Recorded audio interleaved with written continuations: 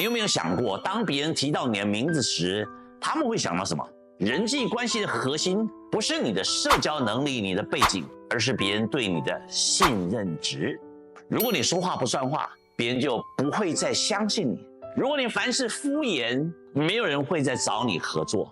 想象一下，你的老板、同事、客户，他们背后怎么讨论你？这个人说话负责任，值得信任；这个人说话算话，可以合作；还是这个人不可靠，千万别给他机会。信任值就像你的隐形存折，它累积的越高，就能得到机会就越多。但如果你一次一次让别人失望，你的信任值就会变成负的，最后没有人再愿意帮你。